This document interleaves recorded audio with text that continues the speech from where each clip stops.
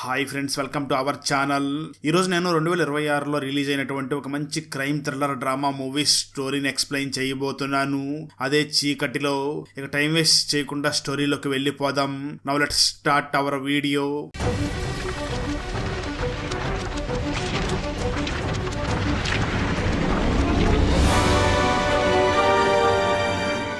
Video start చేసే ముందు మన ఛానల్లో లాస్ట్ వీడియోకి వచ్చిన బెస్ట్ కామెంట్ ఏమిటో చూద్దాం. అండ్ ఈ కామెంట్ నేను పర్సనల్ గా సెలెక్ట్ చేసింది అయితే కాదు, సాఫ్ట్వేర్ ఆటోమేటిక్ గా ఈ వీడియోని లైక్ చేసి కామెంట్ చేసిన బెస్ట్ కామెంట్ ని ర్యాండమ్ గా సెలెక్ట్ చేస్తుంది. So keep commenting. నెక్స్ట్ మీ కామెంటే సెలెక్ట్ అయ్యే ఛాన్స్ ఉంది. And thanks for commenting. Now let's start our video. Open చేసిన మూవీ స్టార్టింగ్ సీన్ లోనే 1999 రాజమండ్రి దగ్గర ఉన్నటువంటి ఒక చిన్న గ్రామంలో రికార్డింగ్ డాన్స్ చేస్తూ ఉండేటటువంటి లచ్చి ప్రోగ్రామ్ అయిన తర్వాత ఇంటికి వచ్చి ఉంటుంది. ఆ రాత్రి సమయంలో చీకట్లో ఎవరో ఆ లచ్చి దగ్గరకు వచ్చి తన మీద బలాత్కారం చేసి తనని చంపేసి తనకి మల్లు పూలు పెట్టి అక్కడి నుంచి వెళ్లిపోయి ఉంటాడు. ఆ తర్వాత రోజు మార్నింగ్ లచ్చితో పాటు డాన్స్ చేస్తూ ఉండేటటువంటి రాణి అక్కడికి వచ్చి లచ్చి చనిపోయింది అని తెలుసుకుని తను వెంటనే పోలీస్ స్టేషన్ కి వెళ్లి కంప్లైంట్ ఇవ్వడానికి చాలా ప్రయత్నం చేస్తుంది. కానీ అక్కడ ఉన్న పోలీసులు మాత్రం రికార్డింగ్ డాన్సులు చేసుకునే వాళ్ళు, మీరు ప్రోగ్రామ్ అయిన తర్వాత ఎవరి దగ్గరికి వెళ్లారో, ఏం జరిగిందో వాళ్ళ దగ్గర కొంచెం డబ్బులు తీసుకుని వెళ్లిపో, అనవసరంగా కేసులు ఎందుకు అని చెప్పి ఆ రాణిని అక్కడి నుంచి తరిమేస్తారు. దాంతో ఆ రాణి మాకు న్యాయం జరగడం లేదు అని బాధపడి అక్కడి నుంచి వెళ్లిపోతూ ఉంటుంది. కట్ చేస్తే స్టోరీ ప్రజెంట్కి వస్తుంది. సంధ్య అనే ఒక క్రైమ్ రిపోర్టర్ నవ్య అనే టీవీ ఛానల్లో క్రైమ్ వార్తలు చదివే రిపోర్టర్గా వర్క్ చేస్తూ ఉంటుంది.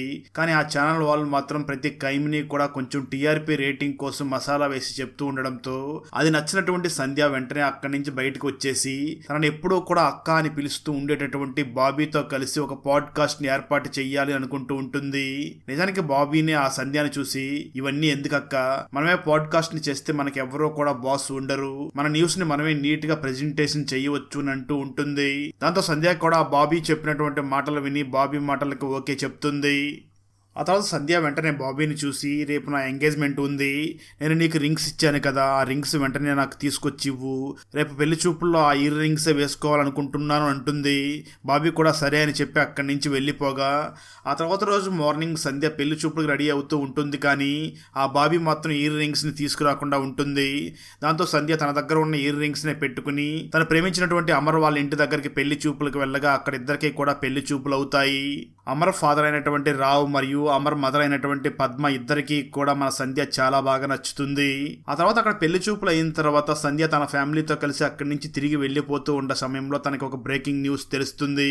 అదేమిటి అంటే తను ఎప్పటి నుంచో చెల్లిలాగా భావిస్తూ ఉన్నటువంటి ఆ బాబీ చనిపోయింది అని తెలియడంతో పరిగెట్టుకుంటూ ఆ ఫ్లాట్ లోకి వెళ్లి చూడగా అక్కడ బాబీ తన బాయ్ ఫ్రెండ్ తో రొమాన్స్ చేసే సమయంలో వాళ్ళిద్దరినీ కూడా ఎవరో హంతకుడు చంపేసి బాబీకి మల్లె పూలు, అదేవిధంగా బాబీ బాయ్ ఫ్రెండ్ దగ్గర మాత్రం ఎద్దులకి ఆవులకి కడుతూ ఉండేటటువంటి మొవ్వల్ని కట్టి అక్కడి నుంచి వెళ్లిపోయి ఉంటాడు. ఈ విషయం తెలుసుకున్నటువంటి పోలీసులు అక్కడికి వచ్చి మొత్తం వెతుకుతారు. కానీ అక్కడెక్కడా కూడా ఎటువంటి క్లూ దొరకకుండా ఉంటుంది. పోలీస్ ఆఫీసర్స్ మీద ఈ కేసు గురించి చాలా ప్రెజర్ పెరిగిపోతూ ఉంటుంది. దాంతో స్పెషల్ పోలీస్ ఆఫీసర్ అయినటువంటి రాజీవ్, తన అసిస్టెంట్ అయినటువంటి ఇర్ఫాన్ ఇద్దరు కూడా చాలా తీవ్రంగా ఈ కేసు గురించి ఎంక్వైరీ చేస్తూ ఉంటారు. మరోపక్క సంధ్య కూడా తన పాడ్కాస్ట్ ని స్టార్ట్ చేసి తన పోలీసులకు తెలియకుండా బాబు ఇంట్లోకి వెళ్లి అసలు ఏం జరిగి ఉంటుందో మొత్తం కూడా ఇమాజినేషన్ చేసుకుని తనకు తెలిసిందంతా కూడా తన పాడ్కాస్ట్ లో చెప్తూ ఉంటుంది. ఆ సమయంలోనే సంధ్య మాట్లాడుతూ బాబీ చనిపోయిన సమయంలో బాబీ ఇయర్ రింగ్స్ మరియు తన చైన్ కూడా మిస్ అయ్యింది అని తన పాడ్కాస్ట్ లో చెప్తూ ఉంటుంది. ఇది మొత్తం స్పెషల్ పోలీస్ ఆఫీసర్ రాజీవ్ మరియు ఇర్ఫాన్ ఇద్దరు కూడా వింటూ ఉంటారు. ఆ తర్వాత సంధ్య డైరెక్ట్ గా రాజీవ్ దగ్గరికి వెళ్లి మాట్లాడుతూ, సార్ బాబీ చనిపోయిన ప్లేస్ లో ఏమైనా క్లూస్ దొరికాయా అని అడుగుతూ ఉంటుంది. అప్పుడు రాజీవ్ మాట్లాడుతూ, అక్కడ మాకు ఒక ఫుట్ ప్రింట్ దొరికింది, అక్కడ మాకు బురదలో తడిసినటువంటి ఒక షూ ఫుట్ ప్రింట్ దొరికింది అని చెప్తూ ఉంటాడు. ఆ మాట విన్నటువంటి సంధ్యకి సడన్ గా ఒక విషయం గుర్తుకు వస్తుంది. అప్పుడే సంధ్యకి తన పెళ్లి చూపులకు వెళుతున్న సమయంలో ఆ బిల్డింగ్ వాచ్మెన్ కాల్ కడుక్కుంటూ ఉన్న విషయం తను గుర్తు చేసుకుని ఆ బిల్డింగ్ వాచ్మెన్ అనేటువంటి జోగులు ఇది చేసి ఉండవచ్చు అని చెప్పడంతో రాజీవ్ తన టీం తో పాటు ఆ జోగులు కోసం వెతుకుతూ ఉంటాడు. జోగులు ఆ హత్య జరిగినప్పటి నుంచి తన ఇంటికి కూడా వెళ్లకుండా ఉంటాడు. దాంతో రాజీవ్ అండ్ టీం జోగులు కోసం వెతికి అతి కష్టం మీద తనని పట్టుకుంటారు. అయితే ఆ జోగులు మాత్రం, ప్లీజ్ నా మాట వినండి సార్, నేను ఎవరిని చంపలేదు అని అంటూ ఉంటాడు. పై ఆఫీసర్స్ మాత్రం అంతకుడు దొరికాడు కదా, ఈ కేసును క్లోజ్ చేసేయండి అని అంటూ ఉంటారు. ఆ తర్వాత రోజు సంధ్య రాజీవ్ తో మాట్లాడుతున్న సమయంలో అక్కడికి జోగులు వైఫ్ మరియు తన పిల్లలు అక్కడికి వస్తారు. జోగులు వైఫ్ సంధ్యని చూసి మాట్లాడుతూ మీరే కదా నా హస్బెండ్ ఈ హత్య చేశాడు అని చెప్పి పోలీసులకి చెప్పి నా హస్బెండ్ ని పట్టించింది. నా హస్బెండ్ ఏ హత్య చేయలేదు, తను ఆశతో ఆ చైన్ ని దొంగతనం చేసి ఉంటాడేమో కానీ ఈ హత్య మాత్రం తను చేయలేదు అని చెప్పి అక్కడి నుంచి వెళ్ళిపోతుంది. అయితే బాబీ కేసు ఆల్మోస్ట్ సాల్వ్ అయిపోయింది అనుకుంటూ ఉన్న సమయంలో ఆ రోజు రాత్రి సంధ్యకి ఒక గుర్తు తెలియనటువంటి వ్యక్తి ఫోన్ చేసి బాబీ ఎలా చనిపోయిందో నీకు తెలిసినటువంటి నాలెడ్జ్తో నీ పాడ్కాస్ట్ లో బాగానే కథలు చెప్తున్నావు, కానీ నువ్వు అంతకుణ్ణి పట్టుకోలేకపోయావు. నేను మళ్ళీ ఈ రోజు రాత్రి చీకట్లో మరొక హత్య కూడా చేయబోతున్నాను, నీకు కుదిరితే నా పేరుని బయటికి తీసుకురా సంధ్య అని చెప్పి ఆ సీరియల్ కిల్లర్ సవాల్ చేసి ఫోన్ పెట్టేస్తాడు. సంధ్య వెంటనే ఇదే విషయాన్ని వెళ్ళి ఆ పోలీస్ ఆఫీసర్ రాజీవ్కి చెప్పడంతో ఆ ఫోన్ కాల్ ఎక్కడి నుంచి వచ్చింది అని రాజీవ్ ట్రేస్ చేయించి రాజీవ్ మరియు ఇర్ఫాన్ వెంటనే అక్కడికి వెళ్ళి చూడగా అక్కడ ఒక ముసలమ్మ ఉంటుంది. నిజానికి ఆ సీరియల్ కిల్లర్ ఆ ముసలమ్మ ఫోన్ తోనే సంధ్యకి ఫోన్ చేసి ఉంటాడు. ఈ విషయం తెలుసుకున్న రాజీవ్ వెంటనే ఇర్ఫాన్ ని చూసి మనం ఇప్పటి వరకు ఈ సీరియల్ కిల్లర్ ని తక్కువ అంచనా వేశాం, వీడేదో పక్కా ప్లానింగ్ తోనే చేస్తున్నట్లుగా ఉన్నాడు, ఈ హత్యలు ఇక మీదట కూడా జరుగుతాయి అని అంటూ ఉంటాడు. ఆ తర్వాత సంధ్యకి రాజమండ్రి దగ్గరలో నుంచి ఒక మహిళ ఫోన్ చేసి నా పేరు వాణి, నేను మీతో కలిసి మాట్లాడాలనుకుంటున్నాను, ఒకసారి వచ్చి నన్ను కలవండి అని అంటుంది. దాంతో సంధ్య వెంటనే తన బాయ్ ఫ్రెండ్ అనేటువంటి అమర్ని తీసుకుని అక్కడికి బయలుదేరి వెళ్ళగా ఆ వాణి సంధ్యని చూసి మాట్లాడుతూ అప్పుడే నాకు పెళ్ళయ్యి నా కొడుకైనటువంటి బోసు పుట్టి ఉన్నాడు, బోసు చాలా చిన్న పిల్లవాడు, అట్లా తద్ది రోజు నేను నా హస్బెండ్ బాగుండాలి అని పూజ చేసుకుని ఇంటికి వచ్చి ఉన్న సమయంలో ఫేస్ కు మాస్క్ వేసుకున్న ఒక వ్యక్తి ఇంటి లోపలికి వచ్చి నన్ను పాడు చేసి నాకు మల్లె పూలు పెట్టి నన్ను చంపే ప్రయత్నం చేస్తూ ఉన్నాడు. అప్పుడే నా బాబు ఏడుస్తూ ఉండడంతో ఎవరైనా వస్తారేమో అని భయపడిపోయి ఆ గుర్తు తెలియని వ్యక్తి అక్కడి నుంచి పారిపోయి వెళ్లిపోయాడు అని అంటుంది. ఆ మాటలు విన్న అమర్ వెంటనే వాణిని చూసి మరి ఈ విషయం పోలీసులకు ఎందుకు చెప్పలేదు అని అడుగుతాడు. దానికి వాణి సమాధానం చెప్తూ ఇలా జరిగింది అని నా హస్బెండ్ కి చెప్తే నా హస్బెండే అర్థం చేసుకోకుండా నన్ను ఇంట్లో నుంచి బయటికి గెంటేశాడు, హస్బెండే నన్ను అర్థం చేసుకునేటప్పుడు పోలీసులు నన్ను ఏం అర్థం చేసుకుంటారని ఈ విషయం ఎవరికీ చెప్పలేదు, అప్పుడు నన్ను కాపాడింది నా కొడుకే, ఇప్పుడు నేను వాడి కోసమే బ్రతుకున్నాను అని తన కొడుకైనటువంటి బోస్ ని చూపిస్తుంది. ఇప్పుడు నేను తన కోసమే బ్రతికున్నాను, అయినా ఆ సమయంలో ఈ ఏరియాలో ఇలాంటి కేసులు చాలానే జరిగాయి, పోలీసులు ఏమీ చేయలేదు అని అంటుంది. దాంతో ఆ తర్వాత సంధ్య వెంటనే రాజీవ్కి ఫోన్ చేసి ఈ గోదావరి ఏరియాలో లాస్ట్ 20 yearsలో జరిగినటువంటి రేప్ కేసులకు సంబంధించిన ఫైల్ డీటెయిల్స్ మొత్తం నాకు కావాలి, ఈ సహాయం చేయగలవని అడుగుతుంది. దానికి రాజీవ్ కూడా ఒప్పుకోవడంతో ఆ తర్వాత రోజు ఆ డీటెయిల్స్ అన్ని కూడా రాజీవ్ తనకు తెలిసినటువంటి ఫ్రెండ్ ద్వారా ఆ డీటెయిల్స్ అన్నిటిని కూడా సంధ్య దగ్గరికి పంపిస్తాడు. సంధ్య వాటన్నిటిని చదువుతూ గత 20 సంవత్సరాలలో ఆ గోదావరి జిల్లాలలో రేపుకు గురైన వాళ్ళందరి దగ్గరికి వెళ్లి ఎంక్వైరీ చేస్తూ ఆ ప్రాసెస్ లో చివరిగా లలిత అనే ఒక విక్టిమ్ దగ్గరికి వెళ్లి మాట్లాడే ప్రయత్నం చేస్తుంది. అయితే లలిత మాత్రం సంధ్యతో ఆ సంఘటన గురించి మాట్లాడకుండా ఉంటుంది. దాంతో సంధ్య అక్కడి నుంచి వెళ్లిపోతూ ఉన్న సమయంలో సంధ్య దగ్గరికి లలిత మావయ్య అయినటువంటి చక్రవర్తి వచ్చి మాట్లాడుతూ నాకు లలిత ఫోన్ చేసి మొత్తం చెప్పింది, జరిగిపోయిన దాని గురించి మళ్ళీ ఎందుకు మాట్లాడుకోవడం, జరిగిందంతా కూడా ఒక పీడకలగా మర్చిపోయి తను ప్రశాంతంగా ప్రజెంట్ జీవిస్తుంది, అనవసరంగా ఈ విషయాలన్నీ కూడా తనకు గుర్తు చేసి మళ్ళీ గతాన్ని గుర్తు చేసి బాధ పెట్టకండి అని అంటాడు. ఆ తర్వాత సంధ్య వెంటనే లలిత గురించి వాళ్ళ మామయ్య అయినటువంటి చక్రవర్తి ద్వారా మొత్తం తెలుసుకుని వెంటనే ఇంటికి తిరిగి వచ్చేసి మళ్ళీ పాడ్కాస్ట్ ని ఆన్ చేసి ఈ అంతకుడు చీకట్లోనే హత్యలు చేస్తున్నాడు, ఈడు ఒక సీరియల్ కిల్లర్, ఒక పిరికివాడు, ఇప్పటికే చాలా మందిని ఈ వ్యక్తి మానభంగం చేసి చాలా మంది వరకు చంపేశాడు, కానీ వారిలో కొంతమంది ఇంకా బ్రతికే ఉన్నారు. చాలా సంవత్సరాల క్రితం వీడు లలిత అనే ఒక అమ్మాయిని దీపావళి రోజు ఆ అమ్మాయిని మానభంగం చేయబోతూ ఉండగా ఇంతలో లలిత బాయ్ ఫ్రెండ్ అయినటువంటి రాజేష్ అక్కడికి రావడంతో రాజేష్ ని చంపేసి ఆ లలిత కూడా చనిపోయింది అనుకుని లలితకి మల్లెపూలు, ఆ రాజేష్కి ఏమో మొవ్వలో కట్టి అక్కడి నుంచి వెళ్ళిపోయాడు. ఈ సీరియల్ కిల్లర్ చాలా పిరికివాడు, అందుకే చీకట్లోనే ఉంటాడు, చీకట్లోనే హత్యలు చేస్తుంటాడు అని చెప్పి తన పాడ్కాస్ట్ ని ముగిస్తుంది. దాంతో సోషల్ మీడియాలో ఈ కేసు గురించి బాగా ట్రెండింగ్ అవుతూ #, చీకట్లో అని బాగా వైరల్ అవుతూ ఉంటుంది. దాంతో మీడియా నుంచి పోలీసు వాళ్ళ మీద చాలా ప్రెజర్ పెరిగిపోతూ ఉండడంతో డిఐజీ రాజమణి వెంటనే మీడియా వాళ్ళని చూసి మాట్లాడుతూ అంతకుండా మేము త్వరలోనే పట్టుకుంటాం, ఆ సోషల్ మీడియాలో పాడ్కాస్ట్ చేస్తున్నటువంటి సంధ్య మాటల్ని నేను కూడా విన్నాను, తను ఈ కేసుని పక్కదారి పట్టించే విధంగా మాట్లాడుతుంది, తను మాట్లాడిన దాంట్లో ఎటువంటి సాక్ష్యాలు లేవు, తను ఏదో విక్టిమ్స్ ఉన్నారు అని చెప్పింది కదా, ఆ విక్టిమ్స్ ఎక్కడా మాకు చూపించలేదు, అలాంటి విక్టిమ్స్ ఎవరన్నా ఉంటే మాకు కూడా చెప్పొచ్చు కదా, కేసుని త్వరగా సాల్వ్ చేస్తాము అంటూ ఈ సంధ్యని తిడుతూ ఉంటాడు. దాంతో సంధ్య వెంటనే ఆ తర్వాత రోజు విలేకరుల సమావేశాన్ని ఏర్పాటు చేసి విక్టిమ్స్ ని అక్కడికి పిలుస్తుంది. కానీ ఎప్పుడో జరిగిపోయినటువంటి ఈ కేసును మళ్ళీ తోడుకొని మా జీవితాలను ఎందుకు నాశనం చేసుకోవడం అని లలిత మరియు మిగతా వాళ్ళందరూ కూడా అక్కడికి రాకుండా ఆగిపోతారు.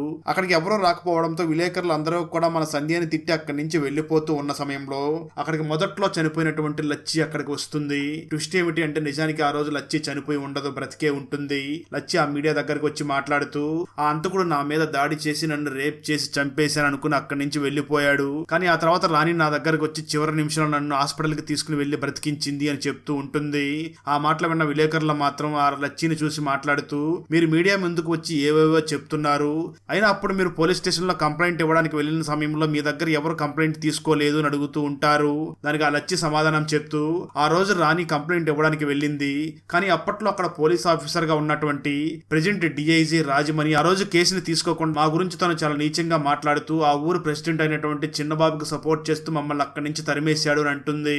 దాంతో ఈ కేసు వెనకాల డిఐజీ రాజమణి హస్తం ఉంది అని అందరూ కూడా గుసగుసలాడుకుంటూ ఉంటారు.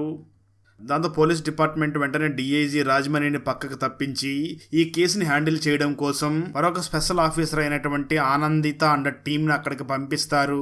సరిగ్గా అదే సమయంలో ఆ రోజు రాత్రి ఫారెస్ట్ లో ఎంజాయ్ చేయడానికి వెళ్ళినటువంటి అస్మిన్ మరియు తన బాయ్ ఫ్రెండ్ అయినటువంటి రిషిని ఇద్దరిని కూడా ఆ సీరియల్ కిల్లర్ వచ్చి అతి కిరాతకంగా చంపేసి అస్మిన్ కి బాగా మల్లెపూలు, తన బాయ్ ఫ్రెండ్ అయినటువంటి రిషికి మాత్రం గజ్జల్ని కట్టి అక్కడి నుంచి వెళ్లిపోయి ఉంటాడు. ఆ తర్వాత రోజు నుంచి కూడా సంధ్య ఆ కేసుని హ్యాండిల్ చేయడానికి వచ్చినటువంటి స్పెషల్ ఆఫీసర్ అయినటువంటి నందిత అన్న టీంతో కలిసి అన్అఫిషియల్ గా వర్క్ చేస్తూ ఉంటుంది.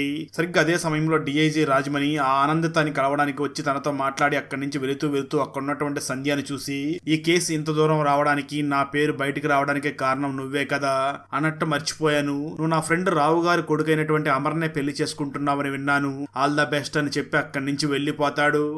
ఆ వెంటనే రాజమణి ఊర్లో సర్పంచ్ అయినటువంటి చిన్నబాబుకు ఫోన్ చేసి ఇన్వెస్టిగేషన్ నా వరకు వచ్చింది, నీ వరకు రాకుండా చూసుకోని అంటాడు. దానికి చిన్నబాబు మాత్రం చాలా కాన్ఫిడెంట్ గా నా వరకు వస్తే నేను ఎలా హ్యాండిల్ చేయాలో నాకు తెలుసు అని చెప్పి తను వెంటనే ఫోన్ పెట్టేస్తాడు. మరోపక్క సంధ్య ఆ ఆనందిత మరియు రాజీవ్ తో కలిసి మాట్లాడుతూ ఈ హత్యలన్నీ కూడా 1990 సమయం నుంచి జరుగుతున్నాయి, ఇప్పటి వరకు ఒక్క క్లూ కూడా దొరకకుండా అంతకుడు తప్పించుకుని వెళ్లిపోతున్నాడు, 1990 కాలం నుంచి కూడా ఎటువంటి క్లూ ఇవ్వకుండా హత్యలు చేస్తున్నాడు అంటే ఆ కిల్లర్ మామూలు వాడు కాదు, వాడు బాగా చదువుకున్న వాడే అయి ఉంటాడు. 1990 కాలంలో చదువుకున్న వాళ్ళు తక్కువ మంది ఉండి ఉంటారు కదా, నా అంచనా ప్రకారం ఆ ఏరియాలో ఉన్న డాక్టర్స్, ప్రైవేట్ ఎంప్లాయీస్ లేదా గవర్నమెంట్ ఎంప్లాయీస్ మొత్తం డీటెయిల్స్ ని చూసి హత్యలు జరిగినటువంటి ఆ ఏరియాస్ కి వాళ్ళకి ఏమైనా మ్యాచ్ అవుతున్నాయేమో అని చూస్తే అంతకొన్ని పట్టుకోవచ్చు కదా అని అంటూ ఉంటుంది. అయితే ఆనందిత మాత్రం ఎంతమంది లిస్ట్ ని చూసి కంపేర్ చేయగలవని అంటూ ఉంటుంది. సరిగ్గా అదే సమయంలో అడవుల్లో చంపేసినటువంటి ఆ అస్మిన్ డెడ్ బాడీకి సంబంధించినటువంటి పోస్ట్ మార్టం రిపోర్ట్ రాగా దాన్ని చెక్ చేస్తూ ఉంటారు. అప్పుడే ఫోరెన్సిక్ వాళ్ళు పోలీసులకి అస్మి డెడ్ బాడీ దొరికినటువంటి ప్లేస్ దగ్గర మాకు మూడో వ్యక్తికి సంబంధించినటువంటి ఎయిర్ దొరికింది అని ఆ ఎయిర్ శాంపిల్ ని వెలికిస్తారు. దాన్ని చూసినటువంటి సంధ్య వెంటనే రాజీవ్ ని చూసి ఇన్ని సంవత్సరాలకి ఒక శాంపిల్ దొరికింది, దీన్ని వెంటనే మనం చిన్నబాబు డిఎన్ఏ తో మ్యాచ్ చేద్దామని అంటూ ఉంటుంది. అయితే రాజీవ్ మాత్రం ఇప్పుడు చిన్నబాబు సర్పంచ్ కాదు, తను పొలిటికల్ గా బాగా ఎదిగిపోయి ఉన్నాడు, ఆ ఏరియా మొత్తం కూడా తన కనుసైగుల్లో రన్ అవుతూ ఉంటుంది, అలాంటి వ్యక్తి దగ్గరికి మనం డిఎన్ఏ శాంపిల్ అడగడానికి కూడా వెళ్ళలేము అని అంటూ ఉంటాడు. అయితే సంధ్య బలవంతం చేయడంతో రాజీవ్ మరియు సంధ్య ఇద్దరు కూడా ఆ ఆనందితకి తెలియకుండా చాలా సీక్రెట్ గా ఆ చిన్నబాబు ఇంటి దగ్గరికి వెళ్లి చిన్నబాబుని కలిసి చిన్నబాబు దగ్గరికి వెళ్ళగానే సంధ్య చిన్నబాబుని చూసి 1999లో నీ మీద ఒక కేసు పెట్టారు కదా, రేప్ కేసు, ఆ కేసు గురించి అడగడానికి వచ్చాము అని అంటుంది. ఆ మాటలు విన్న చిన్నబాబు వెంటనే సంధ్యను చూసి రేప్ కేసు కాదు, అటెంప్ట్ టు రేప్ కేసు, ఆ కేసు పెట్టింది మరి ఎవరో కాదు అని వెంటనే తన వైఫ్ ని అక్కడికి పిలిచి తను నా మరదలు, ఆ రోజు ఏదో చిన్న వయసులో నా మరదల దగ్గర కొంచెం అసభ్యంగా ప్రవర్తించాను అని తను నా మీద కేసు పెట్టింది, ఆ తర్వాత నేనే తనని పెళ్లి చేసుకున్నాను, తను నా మీద కేసుని కూడా తీసేసింది, ఎప్పుడో అయిపోయిన దాని గురించి మళ్ళీ ఎందుకు దానికి గుచ్చి తీస్తుంటావు, నిజం చెప్తాను విను, నేను రాజకీయంగా ఎదగడం కోసం లచ్చి రాణి లాంటి వాళ్ళ చేత చాలా ప్రోగ్రామ్స్ ని చేయించాను, కానీ ఎప్పుడూ కూడా వేరే అమ్మాయిలతో నాకు ఎటువంటి ఎఫ్ఐఆర్స్ లేవు అని చెప్తాడు. దాంతో సంధ్య వెంటనే అక్కడి నుంచి వెళ్లిపోతూ చాలా తెలివిగా ఆ చిన్నబాబు వాష్రూమ్ లోకి వెళ్లిపోయి డిఎన్ఏ టెస్ట్ కోసం పనికొస్తుంది అని ఆ చిన్నబాబు బ్రష్ ని తీసుకుని అక్కడి నుంచి వెళ్లిపోతుంది. సంధ్య వెంటనే ఆ బ్రష్ ని డిఎన్ఏ టెస్ట్ కోసం పంపించగా వీళ్ళకి దొరికినటువంటి ఎయిర్ శాంపిల్ లో ఉన్న డిఎన్ఏకి చిన్నబాబు డిఎన్ఏ మ్యాచ్ అవ్వలేదు అని వస్తుంది. ఈ విషయం తెలుసుకున్నటువంటి ఆనందిత సంధ్య మరియు ఆ రాజీవ్ ఇద్దరన్ని కూడా చాలా తీవ్రంగా తిడుతూ నా పర్మిషన్ లేకుండా మీరు ఎక్కడికి వెళ్ళడానికి వీలు లేదు అని తిడుతూ ఉంటుంది. కట్ చూస్తే ఆ రోజు రాత్రి సీరియల్ కిల్లర్ స్పెషల్ ఆఫీసర్ అయినటువంటి ఆనందితకి ఫోన్ చేసి మాట్లాడుతూ, ఏంటి ఆనందిత గారు, కేసు ఎక్కడి వరకు వచ్చింది? నన్ను మాత్రం మీరు మీడియా ముందు బాగానే తిడుతున్నారు పిరికివాణ్ణని. నేను పిరికివాణ్ణి ఏం కాదు. నేను అస్మిన్ని చంపుతాను అని సంధ్యకి చెప్పి మరీ చంపాను.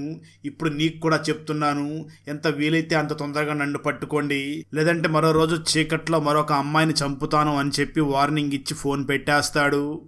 కట్ చేస్తే ఆ రోజు రాత్రి సంధ్య తన ఇంట్లో ఒంటరిగా ఆలోచిస్తున్న సమయంలో సీరియల్ కిల్లర్ ఆ ఇంటి దగ్గరికి వచ్చి ఆ ఇంట్లో ఉన్నటువంటి కారు మీదకి ఒక పెట్రోల్ బాంబు వేస్తాడు. సంధ్య వెంటనే అక్కడికి వెళ్లి డోర్ ఓపెన్ చేయగా సంధ్యను చూసినటువంటి ఆ సీరియల్ కిల్లర్ అక్కడి నుంచి పారిపోతూ ఉంటాడు. సంధ్య కూడా ఆ సీరియల్ కిల్లర్ ని తరుముకుంటూ వెళ్లి అతి కష్టం మీద తనని పట్టుకోగా ఇక్కడే ఒక ట్విస్ట్ రివీల్ అవుతుంది. అక్కడికి మాస్క్ లో వచ్చినటువంటి వ్యక్తి మరెవరో కాదు. మూవీ స్టార్టింగ్ లో ఈ సంధ్య తనకు ఫోన్ చేసినటువంటి వాణిని ఇంటర్వ్యూ చేయడం కోసం వెళ్ళింది కదా, ఆ వాణి కొడుకైనటువంటి బోస్ అక్కడికి వచ్చి ఉంటాడు. రాజీవ్ వెంటనే ఆ బోస్ను చూసి మాట్లాడుతూ, ఇదంతా కూడా నువ్వే చేస్తున్నావు కదా, ఎందుకు ఈ హత్యలు చేస్తున్నావు అని అడుగుతాడు. అప్పుడు బోస్ మాట్లాడుతూ, ఈ హత్యలేవి నేను చేయడం లేదు. ఎప్పుడో గతంలో ఎవడో ఒక ఎదవ మా అమ్మను మానభంగం చేస్తే మా నాన్నే మా అమ్మను అర్థం చేసుకోకుండా మమ్మల్ని బయటికి పంపించేశాడు. ఇప్పుడు ఆ విషయాలన్నీ కూడా మర్చిపోయి మా జీవితం ఏదో మేము జీవిస్తున్నాం. మళ్ళీ మా అమ్మ స్టోరీ మొత్తం కూడా నువ్వెందుకు నీ పాడ్కాస్ట్లో చెప్పి ఈ ప్రపంచం మొత్తం కూడా అది తెలిసేలాగా చేస్తున్నావు. మాకు ఉన్న పొరుగును కూడా నువ్వు తీసే ప్రయత్నం చేస్తున్నావు. అందుకే నిన్ను భయపెడితే ఇలాంటివి చేయకుండా ఉంటావని చెప్పి నిన్ను భయపెట్టడం కోసమే నేను వచ్చాను. అంతే తప్ప ఈ హత్యలకి నాకు ఎటువంటి సంబంధం లేదు. ఇక మీదట నువ్వు మాత్రం నీ పాడ్కాస్ట్ లో ఎప్పుడో జరిగినటువంటి ఆ విషయాల గురించి మాత్రం ప్రజలకి చెప్పొద్దు అని సీరియస్ గా తిడుతూ ఉంటాడు. దాంతో సంధ్య, నేను కిల్లర్ ని బయటకు తీసుకురావడం కోసం ఈ విధంగా పాడ్కాస్ట్ ని స్టార్ట్ చేసి మాట్లాడుతూ వచ్చాను. కానీ దీని ద్వారా ఎప్పుడో జరిగిపోయినటువంటి ఈ విషయాలన్నీ కూడా బయట ప్రజలకి తెలిసి వీళ్ళంతా ఇబ్బందులు పడుతున్నట్లుగా ఉన్నారు. ఇక మీదట వీళ్ళెవరిని కూడా ఇబ్బంది పెట్టకూడదు, ఇలాంటి పాడ్కాస్ట్లు కూడా చేయకూడదు అని డిసైడ్ అయ్యి వెంటనే ఆ కేసు నుంచి బయటకు వచ్చేయాలి అని సంధ్య వెంటనే ముహూర్తాలు పెట్టుకుని తను ప్రేమించినటువంటి అమర్ని పెళ్లి చేసుకుని తనతో పాటు వెళ్లి పార్టీ చేసుకుంటూ ఉంటుంది. సరిగ్గా అదే సమయంలో అమర్ మదర్ అయినటువంటి పద్మ బిల్డింగ్ మీద నుంచి కింద పడి చనిపోయింది అని తెలియడంతో వాళ్ళు చాలా బాధపడుతూ అక్కడికి వెళ్లిపోయి ఆ పద్మకి అంత్యక్రియలను పూర్తి చేస్తారు. పద్మ చనిపోయిన తర్వాత సంధ్య పద్మ తన అత్తయ్య అయినటువంటి పద్మ రూమ్ లోకి వెళ్లి పద్మ బ్రతికి ఉన్న సమయంలో సంధ్యకి ఇచ్చినటువంటి గిఫ్ట్ ని చూస్తూ దాన్ని ఓపెన్ చేస్తూ ఉంటుంది.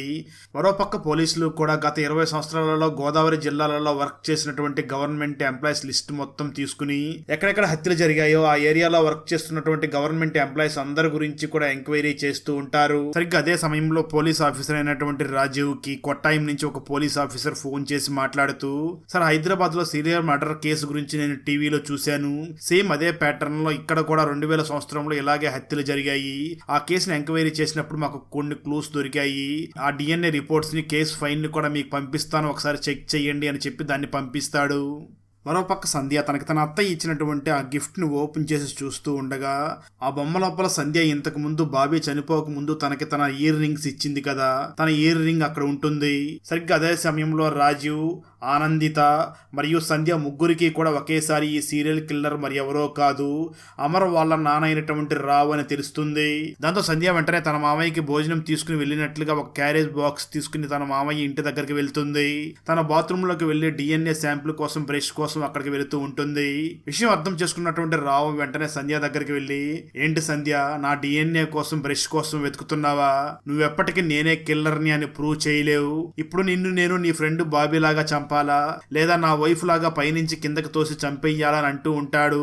ఇక్కడ మనకు తెలిసేది ఏమిటి అంటే అమర్ వాళ్ళ మదర్ అయినటువంటి పద్మాని తన హస్బెండ్ అయినటువంటి రావే తన గురించి తనకి మొత్తం తెలిసిపోయింది అని బిల్డింగ్ మీద నుంచి కిందకి తోసి చంపేసి ఉంటాడు.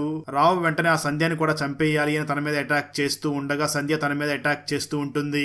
ఇంతలో పోలీసులు అక్కడికి వచ్చి రావును పట్టుకుని తనని కొట్టి తనని విచారించడం మొదలు పెడతారు. దాంతో రావు జరిగిందంతా కూడా చెప్పడం మొదలు పెడతాడు. స్టోరీ గతానికి వెళ్తుంది. రావు చిన్నతనంలో వాళ్ళ బాబాయ్ వాళ్ళ ఇంట్లోనే ఉంటూ అక్కడే చదువుకుంటూ ఉంటాడు. రావుని వాళ్ళ పిన్ని కూడా చాలా బాగా చూసుకుంటూ ఉంటుంది. రావు పిన్ని వాళ్ళ ఇంటికి ఆడపిల్లలు రాగా వాళ్ళందరికీ కూడా ప్రతిరోజు కాళ్ళకి మొవ్వలు కట్టుకుని మల్లెపూలు పెట్టుకుని వాళ్ళందరికీ కూడా భరతనాట్యం నేర్పిస్తూ ఉంటుంది. అలా రావు వాళ్ళ పిన్ని పిల్లలందరికీ కూడా భరతనాట్యం నేర్పిస్తూ ఉండడంతో అది చూసినటువంటి రావు, మా పిన్ని చాలా మంచిది, చాలా అందంగా కూడా ఉంటుంది అని వాళ్ళ పిన్నిని అలాగే చూస్తూ ఉంటాడు. అయితే ఎప్పుడైతే రావుకి యుక్త వయసు వచ్చిందో వాళ్ళ పిన్నే రావు మీద మాట మాటిమాటికి అఘాయిత్యం చేయడానికి ప్రయత్నం చేస్తూ ఉంటుంది. అయితే రావు మాత్రం పిన్ని అలా చేయకు, ఇది చాలా తప్పు అని పిన్ని దగ్గర నుంచి తప్పించుకుని తిరుగుతూ మా పిన్ని చాలా మంచిది, మా పిన్ని చాలా మంచిది అని అనుకుంటూ ఉంటాడు. ఎందుకంటే ఇలా అనుకుంటూ ఉంటే ఒకరోజు మా పిన్ని నిజంగానే మంచిది అవుతుందేమో అనుకుని మా పిన్ని మంచిది, మా పిన్ని మంచిది అని అనుకుంటూ ఉంటాడు. కానీ ఒకరోజు ఇంట్లో వాళ్ళ బాబాయ్ లేని సమయంలో వాళ్ళ పిన్ని డైరెక్ట్ గా ఈ రావు దగ్గరికి వచ్చి తన మీద అత్యాచారం చేయడానికి ప్రయత్నం చేస్తూ ఉంటుంది. సరిగ్గా అదే సమయంలో రావు వాళ్ళ బాబాయ్ అక్కడికి రావడంతో అప్పటి వరకు రావు మీద అత్యాచారం చేయడానికి ప్రయత్నిస్తున్నటువంటి వాళ్ళ పిన్ని సడన్ గా ఏడుస్తూ తన భర్తను చూసేవా తల్లిదండ్రులు లేని పిల్లవాడని చెప్పి ఇంటికి తీసుకొచ్చి చారదీస్తే ఈ రోజు నా మీద రేప్ చేయడానికి ప్రయత్నిస్తున్నాడు అని తన భర్త దగ్గర ఏడుస్తూ యాక్టింగ్ చేస్తుంది. దాంతో రావు వాళ్ళ బాబాయ్ వెంటనే తన వైఫ్ చెప్పిందే నిజమనుకుని ఎద్దులకు కట్టే మొవ్వలను తీసుకుని వెళ్లి ఈ రావుని చాలా తీవ్రంగా కొడుతూ ఉంటాడు. రావు చాలా భరించి చాలా కోపంతో వెంటనే ఆ మొవ్వల్ని తీసుకుని తన బాబాయ్ని కూడా చాలా తీవ్రంగా కొడుతూ ఒకసారి నేను చెప్పేది కూడా విను అంటూ తన బాబాయ్ని చాలా తీవ్రంగా కొడతాడు. దాంతో తన బాబాయ్ అక్కడికక్కడే చనిపోతాడు. ఆ వెంటనే రావు అక్కడ ఉన్నటువంటి తన పిన్నిని చూసి నువ్వు దేనికోసం అయితే ఇన్ని రోజులు నన్ను ఇబ్బంది పెట్టావో అదే చేస్తానరా అని తన పిన్నిని తనే మానభంగం చేసి తన పిన్నికి మల్లెపూలు అలాగే తన బాబాయికి మొవ్వల్ని పెట్టి అక్కడి నుంచి పారిపోయి ఉంటాడు. ఆ తర్వాత రావు బాగా చదువుకుని మంచిగా ఉద్యోగం చేసుకుంటూ ఉండి ఉంటాడు. అయితే అప్పటి నుంచి రావు మాత్రం ఏ లేడీస్ దగ్గర అయితే తను మొవ్వల్ని చూస్తాడో వాళ్ళల్లో తన పిన్నిని చూసుకుని వాళ్ళని రేప్ చేసి చంపేస్తూ ఉంటాడు. ఇప్పటి వరకు రావు ఎవరెవరినైతే చంపాడో వాళ్ళందరి దగ్గర కూడా తను మొవ్వల్ని చూసి ఉండి ఉంటాడు. అందుకే వాళ్ళందరిలో కూడా తన పిన్నిని చూసుకుని ఇలాంటి వాళ్ళు బ్రతికి ఉండకూడదు అని వాళ్ళందరినీ కూడా చంపేస్తూ ఉంటాడు. అలా జరిగిందంతా చెప్పినటువంటి రావు వెంటనే అక్కడ ఉన్నటువంటి పోలీసులందరినీ చూసి నాకు ఇప్పుడు డెమెన్సియా అనే వ్యాధి 3వ స్టేజ్లో ఉంది, నేను నా గతమంతా కూడా మర్చిపోతూ ఉంటాను, కానీ నా పిన్నిని మాత్రం మర్చిపోకుండా ఇలాంటి హత్యలు చేస్తున్నాను అని చాలా భయంకరంగా నవ్వుతూ ఉంటాడు. దాంతో ఆ రావుకి యావజ్జీవ కారాగార శిక్ష పడుతుంది. అనవసరంగా కేసులో ఇరుక్కున్నటువంటి జోగులు కూడా ఈ కేసు నుంచి బయటకు వచ్చేస్తాడు. సంధ్య అమర్ దగ్గరికి వెళ్లి మీ నాన్న చెడ్డవాడే కావచ్చు, నువ్వు కాదు కదా అని చెప్పి ఇద్దరు కూడా ప్రశాంతంగా జీవితాన్ని గడుపుతూ ఉంటారు. అక్కడతో ఈ మూవీ అయిపోతుంది.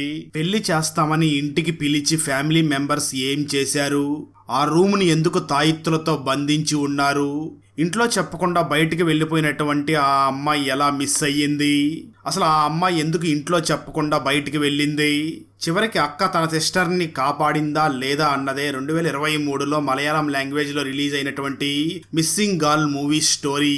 ఈ మలయాళ ఫుల్ మూవీ స్టోరీని తెలుగులో వినాలి అనుకుంటే ఈ వీడియో డిస్క్రిప్షన్లో ఉన్న లింక్ని క్లిక్ చేసి చూడండి. Thanks for watching friends. Video నచ్చినట్లయితే లైక్ చేసి ఒక చిన్న కామెంట్ చేస్తే మాకు నెక్స్ట్ వీడియో చేయడానికి ఎంకరేజింగ్గా ఉంటుంది. అలాగే ఛానల్ని సబ్స్క్రైబ్ చేసి పక్కనే ఉన్న బెల్ ఐకాన్ని క్లిక్ చేసి సపోర్ట్ చేయండి. Thanks for watching. జై హింద్.